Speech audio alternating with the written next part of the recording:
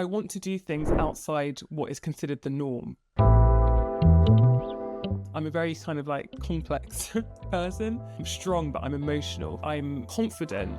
I love meeting people, but I'm also really introverted. I've always really respected medicine as a topic, as science. I've always respected doctors massively. And I respect the career hugely, even now. I just didn't love it. I loved the idea of being thrown into the deep end, having to figure things out. You can't do that as a junior doctor. Like, you're following a script, you're told what to do. And that was frustrating. It wasn't an easy choice or decision or time. I don't want to make it sound like it was super simple. I think it's very easy to look back now, 8 years ago that was, and sometimes I abbreviate the whole story into one line, which is and I just left. But the reality was that it was very different from that. It wasn't a small thing. It was a moment of real uncertainty. I felt a lot of shame. I felt I'd let people down.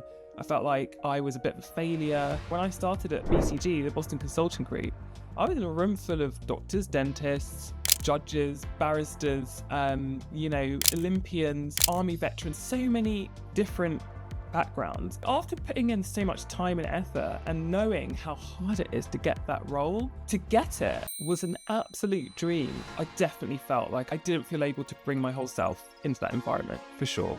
I like startups, I like the idea of entrepreneurship, but I wanted to be doing it myself. I wanted to pull my sleeves up, be thrown into the deep end and have to figure it out. What is your favorite failure so far?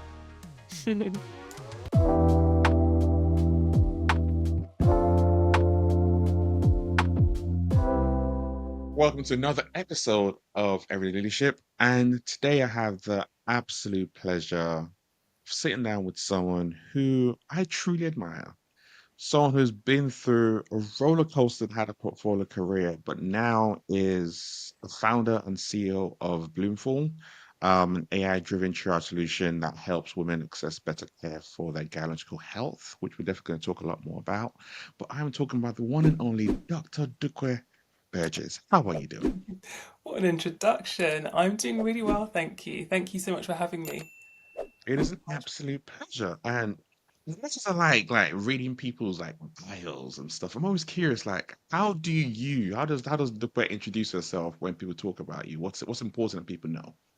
Good question. Well, it's important that they know what I do day to day. I am the founder of Bloomfall, as you mentioned. I am a doctor, trained as a medic, and then transitioned away from medicine for a number of reasons. But there's a lot more to me that meets the eye. Than meets the eye.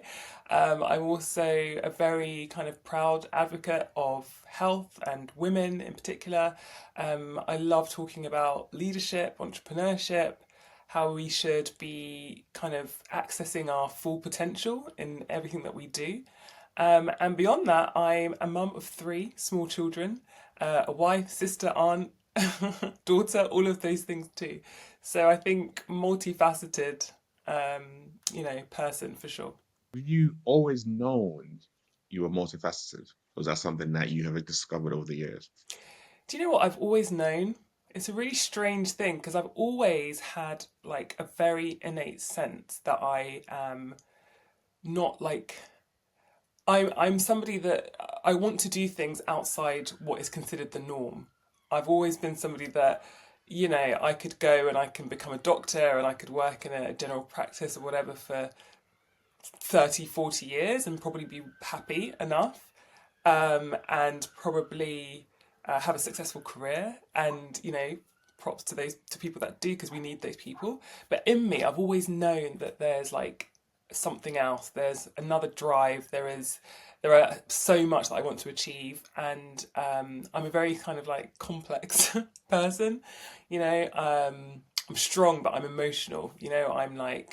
I'm loud and I'm confident, and I love meeting people, but I'm also really introverted. So I'm definitely one of those people that have got very interesting dichotomies to me, if you know what I mean. And I've always known that. So let's go back to younger you, the first 10 years of your life. What were you like then? Um, so I was raised in Bedfordshire, born in the UK, raised in Bedfordshire. My parents came over here from Nigeria in the early 80s. I'm one of 4 children, second of 4 kids, a boy and then 3 girls. So I'm the oldest girl. And I grew up in like white suburbia, essentially, fairly middle class and comfortable upbringing. My dad's a doctor. My parents are like very well educated. Went to private school, went to girls' private school in Bedfordshire. So I feel like I had probably on that level somewhat of a slightly clouded upbringing. I was very emotional, I'd say, as a child. I remember I cried a lot, and I used to. I mean, I used to get told off for it. Frankly, my parents would just be sick of me crying about every little thing, and if I got into a fight, I cried. If I didn't get my way, I cried. So I was always like quite emotional. I feel that's probably the biggest thing from when I was little. Also, being a middle child and. For a long time, it was just three of us siblings, and I always felt like a bit of the odd one out at that time. So I think that kind of played into things a little bit as well. When I was 9, my mum got really sick and ended up, well, she was disabled for the rest of her life, essentially. And Oh, that definitely changed how I saw the world, longevity, health, all of those things. I think definitely drove a lot of the decisions that I've made since. So, yeah, those are like probably the defining pieces of my pre 10-year-old self. your dad being a doctor, what influenced you to go down that route as well, or was that it just so happened coincidentally? I think it's really hard to not be influenced when your parents are medic. Medicine is one of those careers that, for better or worse, like it really does become part of you. I always say it's a bit like being in the army. It's very innate. When you are a doctor, you are in it. And growing up, I would see my dad always like studying for exams. I can picture him now like at the dining table in the hall, like always with books around, always study. He was initially he was an obs and gynae doctor, and I remember him studying for his membership exams, and it was always a big part of our lives. And then obviously my mum got ill, and my dad almost became her carer, and so I think that was a big thing as well. After she had a stroke, it was she was quite young. She was 39 when that happened. So that was a massive, massive thing for our family. It changed everything. It changed like our experience of life. How we were growing up. The household changed. Everything changed. So I think my dad being a doctor definitely played into things, but I also think that experience of my mum did as well.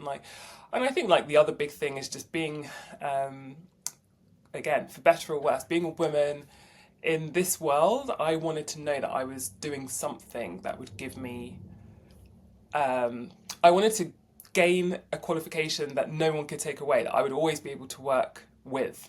Even now, if things really do hit the fan, I know it's always there to fall back on. Go back, yeah. And I that was important to me to feel stable. Sounds, what? It sounds good. I'm curious because, typically when you come from a Nigerian household, it's Yeah. always the big four, the doctor, the lawyer, the engineer, the accountant that you go for. But it sounds very much like you actually chose to walk down that path for yourself. Obviously, influenced, like I said, circumstance of your dad and your mom and everything else. But Yeah. for you, it was very much front of mind around, no, this is something I definitely want to do personally myself.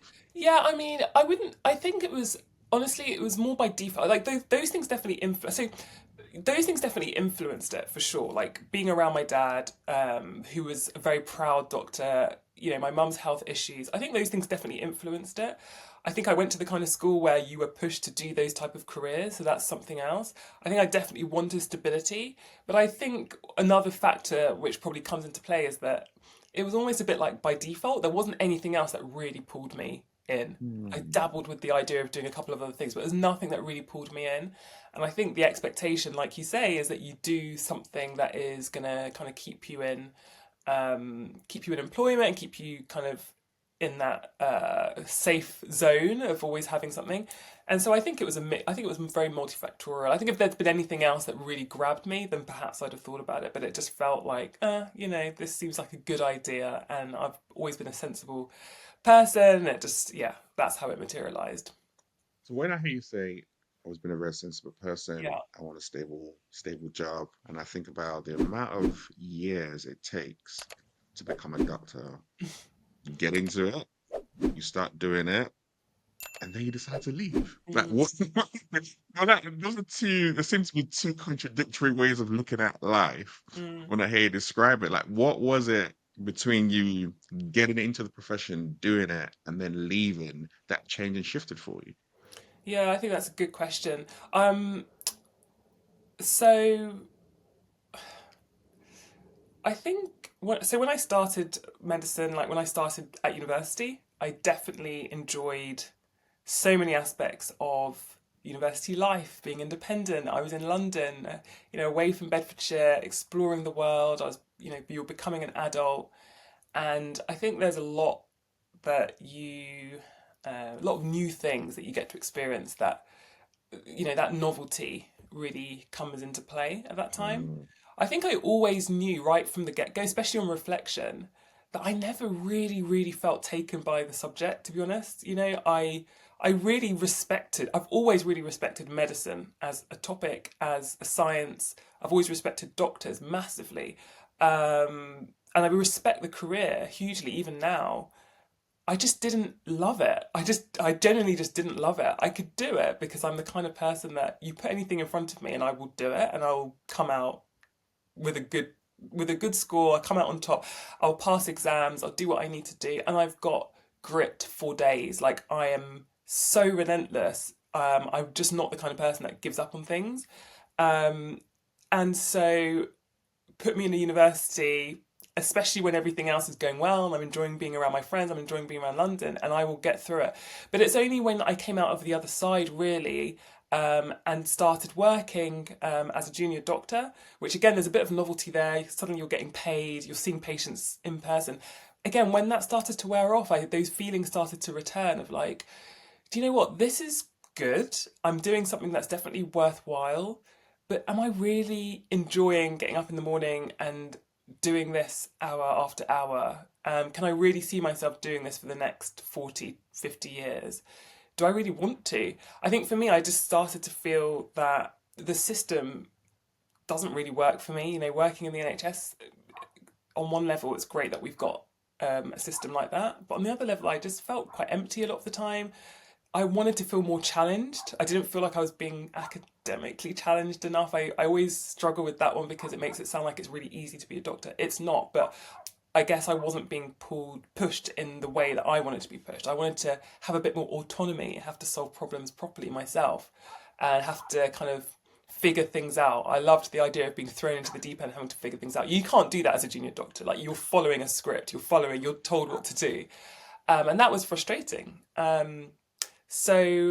I remember my brother worked at that time was working in a bank. He was a trader. He was working at Goldman Sachs, and I used to think to myself, like, I really want to know more about what goes on in the world outside of this medical bubble. I want to know what it means to, what business is about, what the markets are about, what a bit more about economics, like all of those topics. And I just felt that I don't know if I'm going to be able to satisfy all of that through medicine. So that's where the decision came to leave.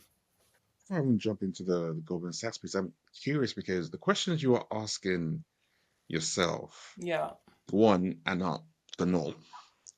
I would say that actually pretty much what the work I do now. Or we sometimes have those questions, but we easily bury them because mm, then we think about the amount of time and effort we have spent investing, being educated, being in that space. For some people, it might be like, oh my gosh, I don't want to bring shame on my family by walking yeah, away from this profession, all that kind of stuff. So there's so much stuff that can stop people from further exploring a lot of those thoughts, which then is why you have a lot of people who are in jobs that they don't like, but they rather complain about it than do anything about it. You chose to do something about it. What was it that helped you to actually get to that point of reflection, clarity, and then decision to kind of walk away for something while still having potentially all that baggage, that fear that I just described around you as well? it wasn't an easy choice or decision or time. I don't want to make it sound like it was super simple. I think it's very easy to look back now, 8 years ago that was, and think, oh yeah, and sometimes I abbreviate the whole story into one line, which is yeah, and I just left. But the reality was that it was very different from that. I was in turmoil for such a long time. Bearing in mind that at that point you're, I don't even know, mid to late 20s, I had no concept that you could even leave a job like medicine. I had it in my mind Mm, that I would go to university, I would become a doctor, and that would be it. And I genuinely, for a long time, felt I had made my bed and I had to lie in it. It was quite a difficult time to think, is this what I'm going to be doing for the rest of my life? Like feeling like this, Sunday night dread every single week, not wanting to go to your shifts. And I think it's, I can recognize that what you describe about people feeling like, they've done it and they have to now stay in that time. I think the biggest transition moment was, I think, two things. Well, first of all, I met my boyfriend at the time, now husband, and exactly around that time, this is like going back 2012, and honestly, one of the first things he said to me, literally within the first few weeks of us getting together, was like, "You're not happy. Like, you don't Wow. seem happy." And he works in a sector that he loves. He's footloose and fancy free. If he doesn't want to do something, he kind of he hands his notice in and off he goes to the next thing. And I used to be like, "Gosh, I'm the opposite. I felt stuck." And he was the first person in my life to actually open my eyes to two things. Firstly, that this isn't normal for me to feel like this, Mm. or it's not right for me to feel like this. And secondly, that I'm not welded to it, and that you can actually leave. And that was a real revelation to me. And then, of course, it was a bit like the stages of grief, because then you go through a moment of like, oh gosh, I'm leaving. Wow, like I'm leaving this thing that I've put my heart and soul into. What does that even mean? I felt so I went through that moment of shame where I didn't want to talk to anybody about it. I didn't talk to my dad about it. I didn't talk to anyone, didn't mention it to any of my colleagues. I was just processing that I'm going to be leaving this. This is not going to be me. I've accepted that I'm going to be leaving it, but I need to now process the fact that I'm going to be leaving it. So that was a whole long period of time. And then you always get to the acceptance phase of like, right, I'm ready to like roll my sleeves up and think about the next stage of the journey. And that's when I started to open up a little bit. And I remember talking to my brother, who was still at Goldman Sachs at that stage. And I said to him, like, I'm going to leave. I just don't know what I'm doing next. And I've got nothing in mind. And I can't tell dad because he's going to say to me, well, what are you doing We next? do this, yeah, literally. So it was my brother that said to me, have you thought about consulting? And I was like, consulting, what's that? I literally had no idea. And he said, strategy consulting, go and look into it. There's some big strategy consulting firms, McKinsey, Boston Consulting Group, Bain. Go and have a look at them and see like what you think. And that was really the turning point for me. I went and started kind of exploring those careers, and I explored a few other careers as well. I even thought about like law conversion. I thought about, going back to university to study something completely different. But in the end, I continued down the consulting route, and I did end up getting a role there. But to answer your question, it wasn't a small thing. It was a moment of real uncertainty. I felt a lot of shame. I felt I'd let people down. I felt like I was a bit of a failure. These are all things that I know not to be true now, but at that age, that stage, I really thought that was the case. And I can see how it can be quite debilitating and quite paralyzing to feel like that and not make a change. I was lucky that I have very, very an amazing brother, amazing boyfriend, now husband, and those two people were probably the most instrumental in like helping me to actually take that next step. Mm. It's something that you just said that I think it's super, super important when you talked about when you knew you'd made a decision. For one word, you spent time mourning the loss of the career you were just about to let go of. And I think there's so many times when people make a decision and then they speak to other people who then influence them differently. But because they haven't gone through that loss mourning process, they can then shift back and then therefore not happy. But Right. you took that time to go through that, obviously supported by your now husband and your brother. But that I think is super, super important to do that and go through that process and recognize that I am letting go of this. Now I'm thinking about what's next Yeah. rather than everyone just still focusing on what's gone behind you kind of thing. Yeah, definitely. It's a staged process, and I had to go through that time of thinking, "Gosh, you worked so hard." I was at university for 6 years. Like I was there for a long time. I left with a medical degree. I also have a bachelor's degree in human anatomy. And you think to yourself, "Gosh, was that a waste of time?" And then when you get to that grieving, when you get past that and you get into the acceptance phase, you realize that it's the bachelor's degree, like any other degree. It's not a shackle. You're not held to doing that particular vocation for the rest of your life, and you start to see things in a completely different light. Like, no, this is really good. I've got some amazing transferable skills here that I can take into any other career. So there is definitely like that brain shift, and I think going through those phases helps you to process moment by moment, day by day, month by month, that kind of morning, and come to a stage where you're actually quite excited about it. And you're thinking, yeah, like I can't see myself going back or changing my mind. It was never an option. Once I'd gone through all those phases, it was never an option to change my mind. And even now, people ask me all the time. I've been asked twice this week, "Do I miss medicine?" And I say, "No, I don't, not at all." Do you when your then boyfriend, your husband, said that to you, Mm. was that when you knew that he's the one? I'm not sure if I don't know if that was the clincher for being the one, but I think one of the things that came out of that whole phase, that whole discussion, was how type A I am and how type B he is. So I think it wasn't so much that he was the one, it was more kind of, I need a bit of that in my life. I need a little bit less rigidity. I was so rigid at that time. I'm less so now, but I was so rigid. I was like, you do this, and then you do that, and then you do that, and there was no diverting. There was no stepping stones, nothing else except that's how I saw life. And he's never been like that. He's always been like almost a bag with just a lot of jumbled items. That's how that's his thing. Or whereas I like to lay them out in a nice row and skip from one to the next, he kind of just pulls things out bit by bit. And he's much less black and white, much less binary in how he saw life. And I don't know if it was the moment I knew he was the one, but it was definitely a moment of, I need a little bit less rigidity and a little bit more fluidity and adaptability in my life, and also just a bit less kind of give a crap, for want of a better Mm. phrase.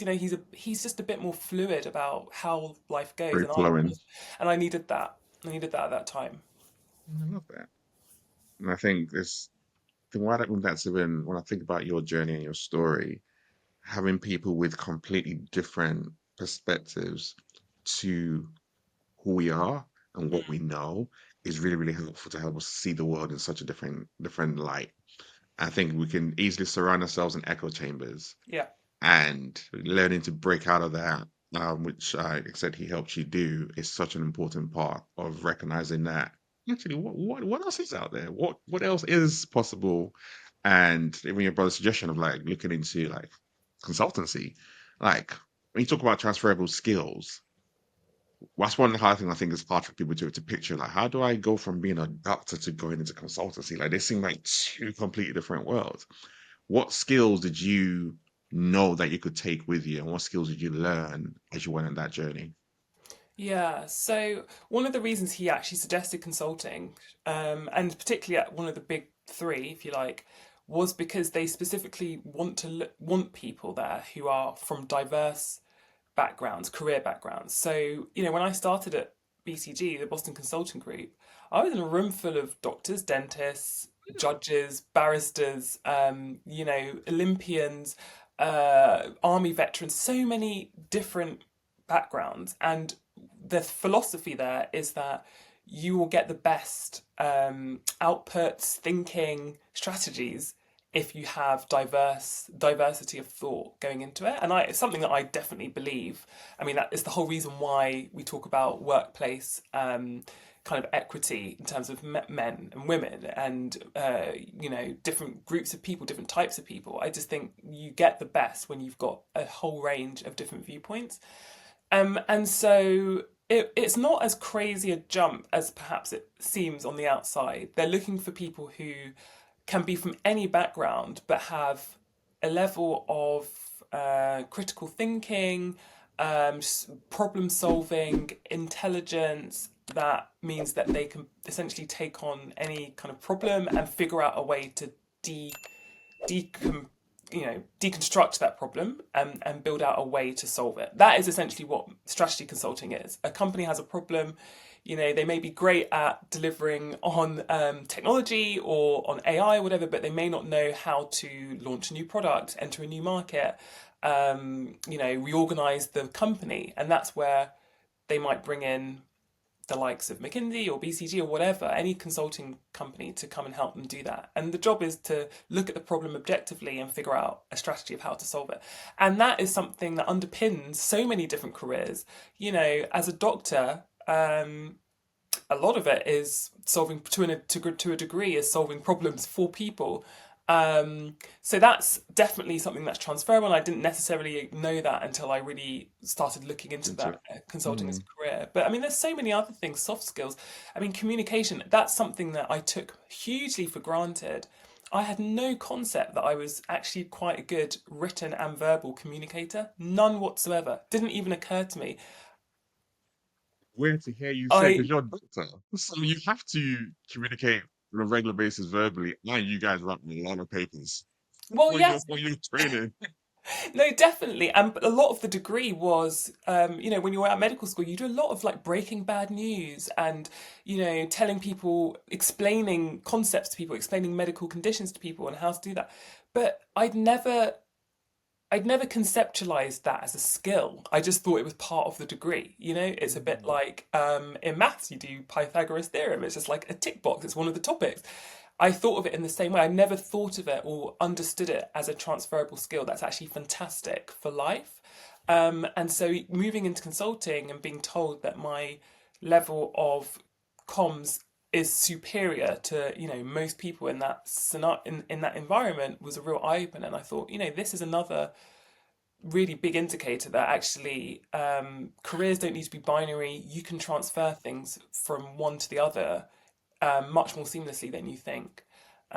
So yeah, I think those are a couple of areas where it kind of works. And then of course, I think just being curious and being open to learning in general helps you when you're moving to different careers. Even if you don't know something, having a growth mindset that you can learn it and and excel at it is a great skill in itself, and something that we should all try and adopt. So you describe the BCG role as your dream role. Why have you? Is that true? Was that what you would call it, your dream role, or it was a dream role at that point in time? Yeah, at the time I was in a position where I wanted to move into a career that was what I considered to be a sideways transition or at least an up transition. I decided I didn't want to go back to the drawing board necessarily. Ideally, I didn't want to drop my kind of salary level. And these are firms that are applied to by thousands upon thousands of people. They are very, very kind of, I don't know if exclusive is the right term, but we're talking about like a 1% acceptance rate. Super, super hard. It took me months of studying, practicing to understand their interview process, to really get to grips with, because they've got a very specific way of interviewing where they actually give you problems and issues in the interview to deconstruct and to figure out a strategy for. My mental maths, I had to get back on top of that. So it was it wasn't just a kind of 2, 3 interviews and then you're in. It was a long process, a long learning process. It was like learning a new language. I was starting from profit equals revenue minus cost. Like I was starting there and I had to really understand a lot about about all of those business concepts. So after putting in so much time and effort and knowing how hard it is to get that role, to get it was an absolute dream. Like I can't explain how I felt like I'd landed on my feet. I really was. It was just a moment where I thought, this is it. I'm in another career, and it's a career that people are like scrapping for. Most people get turned away. 99% of people get turned away, and they've taken me. So it was definitely my dream at that time. I think the flip side of that is what came next, which was something I hadn't anticipated, and that was just because of everything I've just said. The level of imposter syndrome was just out of control, like Mm. beyond anything that I've ever experienced. Yes, it's great. Yes, it's like a 1%er situation getting that role. But when you walk into an office like that, and I worked in offices just behind, it was in Bond Street basically, between Bond Street and Marylebone. Great to be able to get dressed up in the morning and go into this office and feel like I'm in a completely different world. But when you walk into an office and 400 consultants, and I was the only black female consultant out of 400. I was like, wow, okay. That is like a punch to the gut, because you think that's when the imposter syndrome started. Why am I here? Why have they chosen me? I don't see anybody else here that looks like me. Um, you know, is it a tick box exercise? Am I really clever enough or intelligent enough or bright enough to be in this environment? Every every other person is a male with who is white and very like sort of middle to upper class and has an MBA from Harvard or Stanford or whatever university or institution, speaks multiple languages, very like I felt like I was the complete opposite of most of those things. And yeah, that was a really kind of hard, again, another hard time, because I was thinking, gosh, this was meant to be my dream job, and I'm like, I feel like quite on my own here. So that was something I had to really kind of work through as well. Was that always internal imposter syndrome, or was that ever external, as in the environment even made you feel that way, or people said anything to you? No, the environment did make me feel that way. I think most of it, in honesty, was probably like how I felt. But on reflection, and when I think about some of the scenarios at the time, and not necessarily like immediately, I'm talking about over the course of a few years, um, I definitely felt like I didn't feel able to bring my whole self into that environment for sure. I think I don't want to be too kind of controversial or anything, but there were definitely situations that I was in that I perhaps wouldn't have been in if I was of a different profile. 100%. And the funny thing was that at that time, I didn't really have any concept of that. I'd come out of the medical bubble where there are lots and lots of people that are like me. Um, and I felt like I needed to be grateful that I was at BCG. In all honesty, I felt like you've been selected. You kind of got to put up and get on. And I was learning so much. I was that bit was amazing. The opportunities, the travel, like I was learning.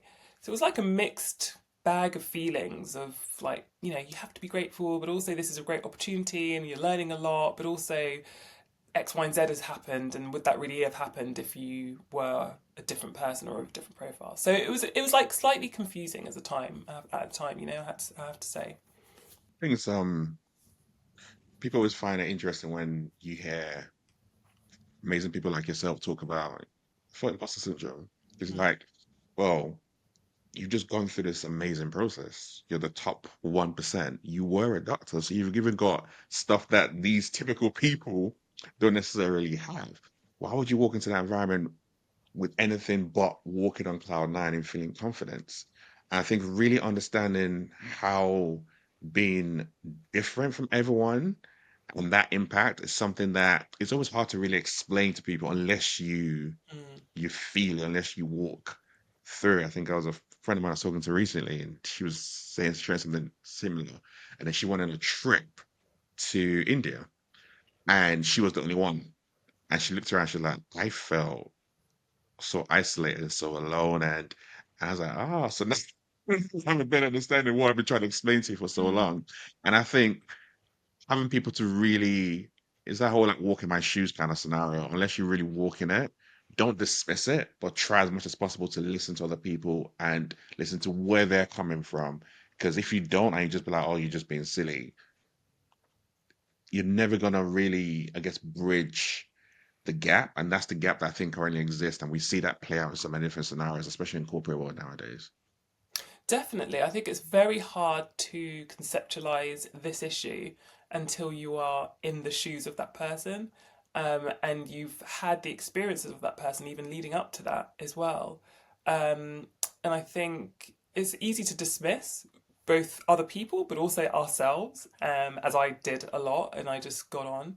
But actually, what I felt was that you can never really do your absolute best when you have those feelings. I don't think you're never going to perform 100%, 110% when you have that kind of internal struggle a little bit. But yeah, it's a very interesting thing, and to your point as to the fact that I have a medical degree, and so I was in that 1%, and why shouldn't I feel that I belong there? again, it's very, very complex because your mind, it's not necessarily rational. Your mind definitely tells you a lot of things that perhaps aren't even true. Or, for example, well, I've got a medical degree, but such and such has got a law degree, or they've been to Oxford or Cambridge, which like 99% of people there seem to have. um and so to me my mind starts to say, well, they trump what I've done because they've done Yeah. this. So what does it matter, almost? So I think it's an interesting one. I think I just learned that nothing's ever like fully as it seems, and what feels like it's going to be a really, really amazing move on the outside may not be. I should also add that one of the reasons I actually chose BCD, because I got an offer at another consulting firm as well, one of the other top three consulting firms. Well, the reason I chose BCD was because um, they had been very vocal about their policies on diversity, and they're constantly winning the title, or winning the winning the accolade of being the best place to work, best place for mums to work, best place for women to work, best place for this, that, and the other. And I really bought into that. Again, another learning moment. Don't take all of that as face value. People can want to be the absolute best at something, and they can want it, but they whether they've achieved it wholeheartedly is a completely different thing. Completely different, as I realized. Honestly, you've this is probably one of my biggest bugbears with a lot of organizations that win awards. I'm like, you can buy awards You can buy and you them. can show up in such a way that to the public it seems you're ticking every single box and your website looks a particular way. It's when you talk to people who are on the inside, then you really understand what is going on and you really realize how they can have, like I said, they can have 1 in 500 people. And the way that it's like, what, like, yeah, that's reality of it. That's how it works. And you feel it when you're working in that kind of environment as well. So I'm like, talk to people inside, reach out to people on LinkedIn. Doesn't matter if you know them or not, just have a conversation. What is it right really working in those spaces? Because the shininess and the window dressing, they will give that to you, but it's always very, very different on the inside. It's about how you feel. And I talk about this on LinkedIn a lot. Culture is about, it's not about the nice benefits, or, like you say, the accolades, the titles, what competitions have been won. It goes much deeper than that. It's about how an individual feels, how they're made to feel, how comfortable they are, how much they can bring their whole self to work, how they're able to progress in that environment. I think that's a very difficult thing to gauge just by Googling. You do have to talk to people. Mm, I get a lot of outreach even now from people asking about those firms, and I try not to be good. disparaging, but the simple fact of the matter is, it's a difficult place to work when you don't fit the status quo. That is the long and short of it. Yeah. I'm glad people are reaching out because that's one thing I definitely encourage. Generally, people's like just reach out to people who you might work there. Because the worst they can say Mm. is ignore you and say I don't want to talk. But best case scenario is they'll be able to give you a better understanding of what it's like. Even now, like some of the work I do now is around focused on working specifically with Black people in those kind of spaces Mm. where they are the 1 in 200. And I was like, because I know what it's been like when I worked in finance, was very much like that. I was like 1 in 600 where I worked. So I'm like, I can't ever begin to describe that internal feeling, the headaches, the second guessing yourself, the comments, and just navigating that on a regular basis, how much it can drain you from a mental perspective, where you're still supposed to operate at such a high level, and you're balancing that constantly, that it can never be easy. 100%. And you then going through that, navigating that, and then deciding to leave and walk away. I would think that your natural next step would be to go back into like another corporate firm because becoming a founder, if I talk about being completely on your own and navigating without any form of guidance, where some of those fears of some kind of imposter syndrome can come up, is running your own startup. So, what is it that made you think this is what I want to do? Mm. I think I learned a lot going through the corporate cycle, that corporate world. I think a few things. One of the most important learnings was that I am somebody that, for better or worse, no matter what, am very, very mission driven. Like, I need to be doing something that I believe is improving the world for somebody else or a group of people. I need to be doing something that I feel is ultimately very, very worthwhile for humanity, essentially. And medicine ticked that box, but I didn't enjoy the environment. I didn't enjoy some of the other nuances around it, were just not for me. Corporate world, I was thinking, yeah, this is cool. I'm going to get a lot of the other learnings, but I missed the mission part. You know, I didn't want to be, I got to a stage where I didn't want to be building PowerPoints at 2 o'clock in the morning, you know, for a company that is basically going to tear it up anyway and like not use the strategy. I didn't feel like I was I was doing enough, I guess, for other people. And so, big learning, I want to be back in healthcare. I want to be doing something that I feel is worthwhile. So, there's that. And then there's how you do that. How do you achieve that without going back to the shop floor, which is just not an option for me. I didn't want to go back to working in hospitals or working in surgery. And at the same time, I'd had a taste of what it's like to work yourself to the bone. Consulting is not a joke. At those top firms, they will work you to the bone. And I don't mind hard work, but I want to be doing it for something that I'm building for myself and for my family, and obviously is doing good for other people. And so the only real way that I could see to kind of marry those things up was literally by going out and building something of my own. And bearing in mind that my dad, whilst he's a doctor, he's also an entrepreneur, which is he by that time he'd had his own care home business for probably about 25 years. No, yeah, he's had his own care home business for 25 years now. So he's been doing that for about 20 years at that stage. So I'd seen what it's like to really go from 0 to 1, and from 1 to 100, and to go from an idea essentially to something that actually does good for people. And I wanted a bit of that. I was, again, going back to something I said at the beginning, which is like I've always known that I've got a lot to offer the world, that I've got a lot to do here on earth, and that I've got a lot to give. I've known that my experience is going to be perhaps a little bit different to what is considered the norm, and that I've got the stamina and the grit and the resilience and, you know, essentially the confidence and perhaps toolkit to actually do something that is of high meaning and is hard as well, you know? So putting all of that together, it felt like a really obvious next step. Of course, I did dabble with other ideas. I looked into VC, whether that was an option for me. But essentially, I knew that I wanted to be on this side of the table than that side of the table. You know, I like startups. I like the idea of entrepreneurship, but I wanted to be doing it myself. I wanted to pull my sleeves up and have to be thrown into the deep end and have to figure it out. And so it felt like the right time, both from that perspective, but also the world at that stage. You know, where COVID had hit, healthcare was like a big thing people were talking about. People were becoming much more accepting of digital health as a means of accessing care.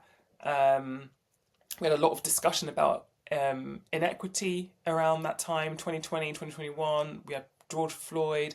We knew that COVID was affecting people differently.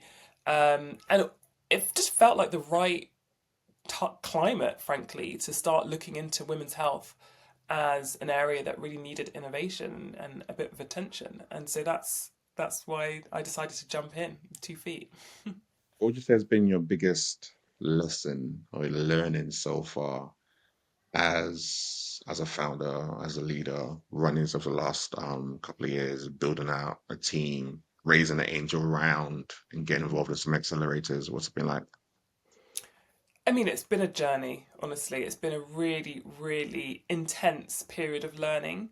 I think it's definitely been very different to how I expected it to be. I think a lot of us get not waylaid, but you know, you look at the startup successes, whether it be the Airbnbs, the Facebook, all the big tech companies, and you listen to all the podcasts, which I did a lot of podcast listening back in those days. And you know, you tell yourself that, well, I'm clever and I'm intelligent and I'm astute and I can get myself from A to B to C to D, just like those companies did. And then, you know, cool. The reality is really different. And I've learnt a lot about how not all startups are created equally. Not all Mm. sectors and domains and verticals are created equally. Just this year, my biggest realization has been that health tech is hard. Like, for a number of reasons, it is probably one of the hardest sectors, if not the hardest, to really go from 0 to 1 in. And that's not something that I had appreciated back then. And who knows, if I had appreciated it, perhaps I wouldn't even have gotten into it. So sometimes it's good to be naive like this. But that's been a massive, massive wake up call that you're not going to pull together a MVP on a spreadsheet and give it to your friends in the city to use as a SaaS tool in their office or whatever and suddenly get loads of users. You have to really understand healthcare to figure out how to implement something. And we're not 100% there yet. We're still on the journey. But just that realization that it's not things, all that glitters on the outside is not necessarily gold on the inside. And there's a lot of learning that comes into it. So that's something. But also just in terms of building a business, and like you say, hiring, going through all of that. I think like my biggest learning, if I had to select one of many, is just the importance of failing and the importance of not being afraid to fail. And that permeates so many different things, from how you present yourself, who you network with, what product you put out there, whether you apply for a particular grant or competition. In all of those situations, you cannot be afraid to fall flat on your face and fail. And the reason is because I now know that being successful is essentially like it's not just one stop on the journey. It's actually the journey itself actually represents the success. And on that journey, you are going to have to fail many, many, many times in many different situations and guises in order to reach the end. It's actually part of the building blocks of this of this journey. And if you'd asked me 10 years ago, I'd have been like, I'm not failing anything. I don't want to fail anything. I'm straight A student. I'm straight A stars. GC. I the idea of failing is it's like Healing to you. it's just repelling, it's like I don't want to be seen as a failure. And my thinking on that has completely changed. I actually kind of relish it. It's almost like I go out to look for it. The more no's I get and the more fails I get and the more times I do things wrong, I consider that to be one step closer to the actual end goal, which is to succeed in what I'm doing. And that has been a huge eye opener for me. That we should be embracing it, using it as an opportunity to learn and to shape what we're doing. I try and teach my children this now, that if you think you're going to be comfortably coasting to the end, you are sorely mistaken. And actually, you're better off accepting that this is a cool part of life and of the journey. And once you accept that, you will actually find it much easier to navigate things. What is your favorite failure so far? My favorite failure. I mean, I think we've had lots in terms of the product that we're trying to build. I mean, basically everything we've done has failed so far. Like, if it wasn't the case, we would be 100 million revenue all over the world and doing everything. So, like, by definition, there have been, like, every single day there is some level of failure. For example, we when I first started this business, I failed to really understand how to build something that works for the patient. Like, I understood the problem innately. I understood the context of the problem and the reasons why that problem existed. But I never fully got to grips with what that actually means for a customer. Like, what are they going to use and why are they going to use it? And most importantly, who's paying for it? Are they going to pay for it? That kind of triad of questions is something that I think I definitely failed to really solidify at the beginning and to have a concrete answer to. And even if you fail to understand or have an answer for one of those elements, you're not gonna. It's not gonna work, especially in healthcare. Like, everything needs to line up. You need to know who your customer is. You need to know why they're gonna buy this product. You need to know what the product is. What is the value proposition for them, and then you need to know who's paying and why they're paying and what's the value proposition for them as well. And until you lined up all those ducks, you will just continue failing basically every day. So my biggest failure was spending a lot of time basically deciding myself what the product needed to be and who's going to pay for it, and then just going out and doing it instead of really taking the temperature of the customer and the payer and the system and whoever else and building for them. So that's just an example. I mean, I've failed loads of stuff. I've heard no, when it comes to fundraising, for example, last year was pretty much a failure. It was a very, very difficult climate, very, very hard That was landscape tough. for funding. And even though we had raised an angel round previous to that, it was basically impossible to fundraise. Like, and I'm not the only person, so I don't take it personally, but it was impossible to raise any kind of any meaningful investment. Again, the learning there was understand the environment you're in, understand the landscape you're in, be adaptable, flexible, and willing to change what you're doing very quickly to align with the economic environment and climate, political change, whatever it might be. Be open, have your eyes open to that. You're not existing in an echo chamber. Investors aren't existing in an echo chamber. Most of their movements are a direct reflection of what's happening in and around us as a country, even as a in terms of as the world, what's happening really plays into that. So that's another failure, going out to try and fundraise in that scenario when you haven't really fully got to grips with those things. So all of that to say, there's been many. Did you say that you found any of the podcasts you listened to or the accelerators that you attended helpful? Mm. Because you talked about how there's so much difference in being a startup for one, then healthcare for two, and then even the particular field that you're in healthcare that you're in is also very, very different.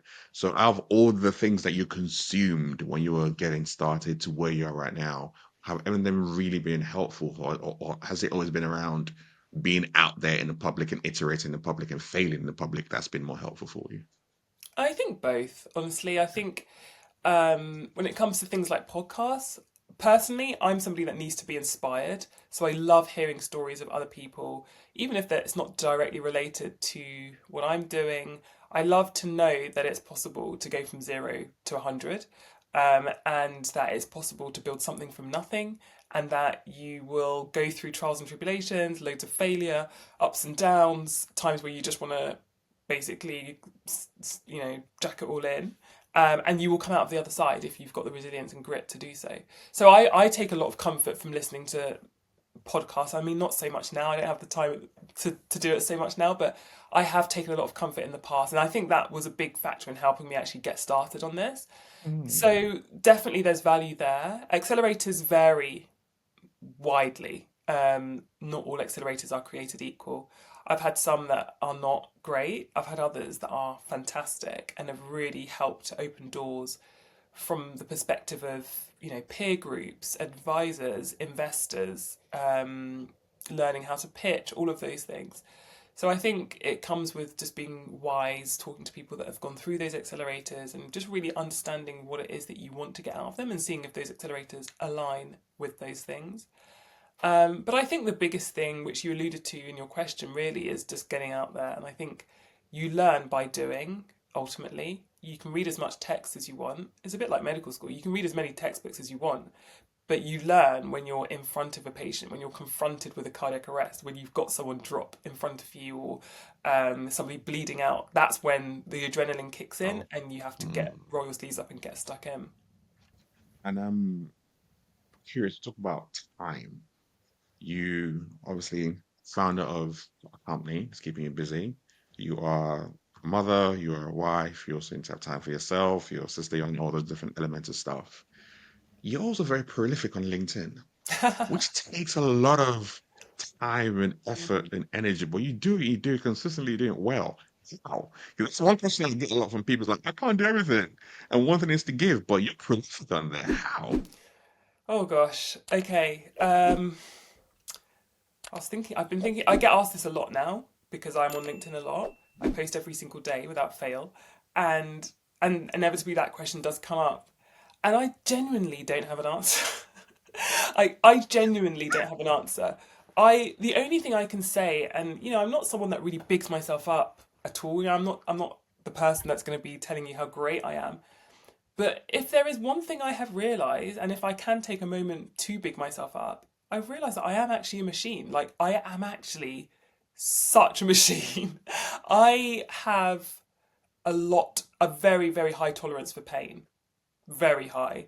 And I'm not saying this is right. I'm not saying it's the way forward, and I'm definitely not saying it's for everybody. But I'm somebody that can survive on very little sleep for a very long period of time. I have very high kind of like attention span for things. I'm very, very committed. And if I'm doing something, I'm gonna do it. And there's nothing you can tell me that. My husband says to me, "I'll just take Sunday off because I'll be there doing my LinkedIn post. Just take Sunday off. It won't matter if you take off a day." And I'm like, "Yeah, it will. I'm doing like once I've committed to something, I'm just that person that I will do it." And so when it comes to time, I I figured out ways to be as, I guess, productive as I can. So for example, I'm somebody that is a solo founder of a tech company. I have three children. They're small as well. I've got a 7-year-old, a 3-year-old, and a 1-year-old. So we're not talking about independent kids that can get themselves all sorted and that. I have to figure out how to be productive. Like, if I'm going to do this, I have to build an environment that is and there is a lot that I suppose I've done over the years to get that sorted. So if I'm just to talk about my work, for example, I don't take calls in the morning. If I do, it's a rarity. But 9 till sort of lunchtime, that is the peak time for my brain. Like, that is the time when I'm the freshest. I'm most alert. If I'm going to do any deep work or anything that requires brain power, I'm doing it in that time. So I block off that time and I do it. And I do applications, Mm. grant applications, product development, all of the stuff that takes a lot of brain power. So that's like an example. Any meetings that people want with me, I save them from 2:30 onwards. I go pick up my son from school and I come back and I might do meetings from 4 until 6. So that's one thing I found that really helps. I think second thing, really pinning down what is the most important task to get done. What is the thing that's going to move the needle the most? It's very easy to be busy, but it's not as easy to be productive. And I think people can get caught up with just doing things, ticking things Yep. off. But are those things that are actually going to move the needle for you, going to make a change? I think getting into the habit of zeroing in on the thing that is most impactful is super, super important when you only have a limited time in the day. So that's something else. As far as my children go, for example, honestly, how I'm raising them to be as independent as possible. How I'm raising them is, you've got hands, you can make your bed. You've got hands, you can fold your clothes, you can fold your pajamas, whatever it is. We've got very regimented home life. In so much as we get up at a certain time, we sort ourselves out for a certain time, we get off at a certain time, and I think that helps just to keep things smoothly moving from hour to hour and keeping everything feeling as calm as it can when you've got small kids. And yeah, I think having a partner that you're in it 50-50 with obviously helps as well. I think a lot of people fall down at the first hurdle by having a situation where the burden is hugely on them, first and Yep. foremost, and often only. And that's pretty much a non starter for having time to do things for yourself, but also for any business. You need to be in a scenario where it's not all on you, that you can share things. And, in our household, we definitely play to our strengths. I'm not a great cook. I know it's crazy. I'm Nigerian, but I'm not the cook. He's the cook. He does all the dinner. He does all the food. That's his domain. He likes doing it. He's better at it. You do that. Me, I'm logistics. I'm an organizational queen. I can do all the school bits because I know what needs to go where and how. Like, we play to what we are It's your naturally good strengths. at. And that really, Yes. really is something, again, people fall down because they try and go against the grain. You're creating friction where there doesn't need to be friction. Keep things as smooth as possible, keep things as simple as possible. So yeah, those are like a few things. LinkedIn, well, my LinkedIn hours are 9 p.m. to 11 p.m. Those are my 2 hours to get my post done for the next day. And again, I schedule it in. Kids get to bed. We finish doing reading, finish homework. You're in bed. Now it's time for me to just get that bit done. And once you get into the swing of doing these things, it kind of just becomes second nature. I love the breakdown of that because I think I would say that, especially when you're a founder, one of the most crucial conversations you need to have is with your partner because the journey you're about to go on is not easy. And you trying to go on that by yourself without being in alignment and constantly communicating with your partner never really works. Like that's why you see a lot of successful companies, they always had someone next to them doing something, either it was a man or the woman, but it's always kind of worked out in one way, shape, or form. So you breaking that down and playing to your strengths, but having that routine is really, really important. But I love when you said like, I don't put myself up and up. I'm a machine. Like, I'm in there. So I think it's really, really important to know who we are. And to me, I'm like, no, I'm a machine. I'm very methodical. I'm very organized. I know I can sleep without. It works for me. And knowing what works for you, but owning that for me, I think is really, really important. Because I don't think we do enough of that. We get too humble sometimes. And I love when he's like, I'm a machine. I'm like, what? And Yeah. two more questions I gotta ask before we kind of wrap up. You mentioned earlier on at the start that you were very, very emotional when you were quite young. Mm, And then everything I've heard away through it, you talked about you being very, very relentless. mm. How did you go from emotional to relentless and the tenacious person that we see now? Because when that was there, that thread was there, from a doctor to BCG to what you're doing right now, it's always been there all the way throughout.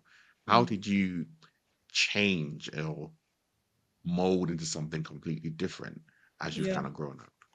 I think that's a really valid question, and it's something that I need to reflect on a bit more, in all honesty, because it's definitely been a feature of my life that I'm a very emotional, and I am emotional still to some degree, but the tenaciousness and that resilience has definitely, I suppose, taken over as the dominant feature of my personality over being emotional. And honestly, I don't know that there's a straightforward answer to your question. I don't. I necessarily didn't wake up one day and tell myself that I'm not going to be that emotional being, and I'm just going to be this way. I honestly think that this is what it means to mature and to evolve and to step into the person that you are. I think Mm, all of the experiences that we go through, everything from my mum being sick to my school days through to university and not being quite sure that this was for me and making the transition out of medicine, making the transition into a workplace that wasn't quite right for me in consulting, but I learned a lot at. So it was like that weird dichotomy to, the relentlessness of building a startup over the last couple of years and everything that's come with that. I think it's natural that one would go through all of those things and they would impact your how you see the world, but also how you react to the world. And then on top of that, I've obviously got older. I'm not 7, 8, 9 years old. I'm plus 30 on top of that, and so I think I think it's a manifestation of living life and learning from everything around you, the mistakes that you've made, the scenarios you've been in, and using that to make you a stronger being. Not saying that being emotional is not strong, but just being able to deal with a lot of what is thrown at you. I mean, when I look at it now, there are things that happen to me on a daily basis now that I know that when I was, say, 20, they would have really knocked me off. I would have thought about them for days. I would have ruminated over things. I would have cried over things. Even when I met Ty, like even when I met my husband, I was even still I was at that in that phase where I would be quite I'd find it difficult to kind of deal with a lot of things that I felt were off center or off track from what I had expected them to be. If I didn't get a good grade in something, for example, I would be really upset about it. And I think now, I think it's just a manifestation of living and having gone through so much that your brain finds ways to rationalize things, to cope with things, um, and it's part and parcel of life. I think I don't think it's anything more profound than that. And I'm really grateful that I've been through a lot of those experiences because I can see the difference, I can see the transition, and I think I feel much more capable or able or um, equipped, I should say, to deal with the things I deal with today. one thing that you said at the start is you hate being told what to do. And when I I think say that. about your journey, you can see why you are where you are right now. You're doing medicine and you're like, I'm following the script, I really want to do this. You then move into the corporate world where you have some level of freedom, but there still isn't that freedom to completely be yourself and do yourself and bring that multifacetedness to the world. And now you're in a world where you can bring the love of medicine that you have the multifacetedness that you have, but you're in absolute control of how that shapes out, and you get to direct that ship. And that's exactly what you're doing with Bloomingful. So it's definitely not a surprise to see like where you kind of ended up. But I think it also speaks to how in our lives we have to go through ebbs and flows and learnings and understandings about ourselves. But also recognize that it's never linear. There's so many Mm. different things that we gotta go through in life to eventually get to where we are. And there's still more to come, which there's so much more to come with you and what you're building that blooming for. That's why I even love the journey of the learnings and the failures that you've had over the years to kind of get you. That's like fodder for one of their words for like a seasoned CEO to learn. You gotta embrace the failures. You gotta navigate. You have to learn so much and iterate in public. Mm. But that willingness to constantly be recognized as not gonna be perfect, it's such a great lesson to learn. And you learn that really, really quickly. Yeah, definitely. I think that's the foundation of why I was always quite emotional as a young person. I always thought things would just be, like I said, A to B to C to D, no diversions, everything straight. But once you really get to grips with the fact that that is actually not life, like you say, our lives are literally the ebbs and flows. That's what makes us what we are. I think once you have that acceptance, it makes everything so much easier because you can just you have the understanding that this is part of the journey, this is part of the experience, this is literally the experience, not just as being a founder, but of life itself. Like this is it. It's not life is not just waking up and doing what you're doing and being perfectly happy and nothing going wrong. It is actually all of the sad moments, the failures, the ups, the downs. It's all of it. And it would be empty to just have all the good and never any of the difficult challenges. So yeah, it's definitely something I've learned, and at the same time, I'm using that to try and build the future to some degree. Working in the NHS, culture wasn't great. Working at BCG, culture wasn't a fit really for me. What I came out of that was, and what I'm going into Bloomfall with is, how do I build a culture that is the best for me and people like me and people want to work at, and how do I use that experience to actually do better and build something amazing, not just for the world, but I'm talking about for people that work at Bloomfall. How do I create that so every single challenge we go through can be used to make something positive going forward. And I think that's a really important lesson to remember as we go through all of these ups and downs. It's my last question for you is how do you define leadership? I think leadership is, God, it's a really good question. Multifaceted. I think it's a learning process. I don't think it's one thing, and I certainly don't think it's a static thing. I think being a leader can come in so many different shapes, forms. You don't need a title to be a leader. Anybody can show leadership skills. It's about how you make other people feel. And that speaks to the culture that you create, how you respect others, how you speak to others. All of those elements come together to form leadership. And we all have the potential to be a leader as well. What's the best way that people can support what you're building at Bloomful?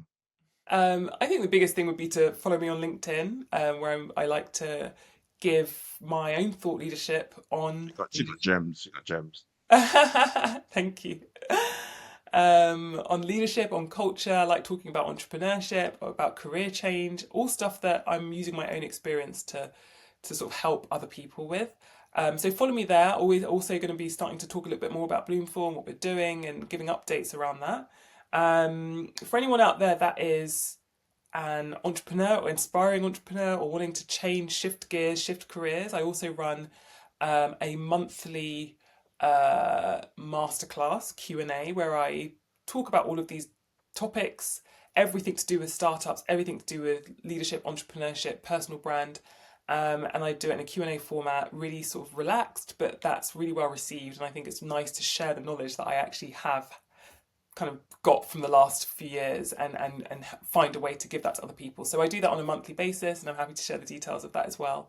And it's a really nice time to connect with people in a, I know it's virtual, but in that kind of format, and really understand other people's challenges and see how I can help. So yeah. Well, you've heard it. Get involved, connect, tap into the world of what Dupe is building and growing, but also what she's sharing, because there's so much wisdom. You just had a snippet of that for the last hour or so, but there's a lot more in here that she's definitely pouring out into the world. And I think I appreciate the way that you're doing it as well, in such a open and inviting way, where even on your journey, as you're still learning, you're still sharing with other people rather than just waiting like, oh, now I know it all. There's no know it all. It's recognizing your work in progress. But on that journey, we can still grow together, we can still learn together. And that collaboration piece, I think, is going to be really, really critical. So I really love what you're doing and how you're doing it. And I hope more and more people get involved and support your journey. Thank you so much. I've loved our chat. Thank you for having me on. It's been an absolute pleasure. This is Everyday Leadership. We'll see you all next week.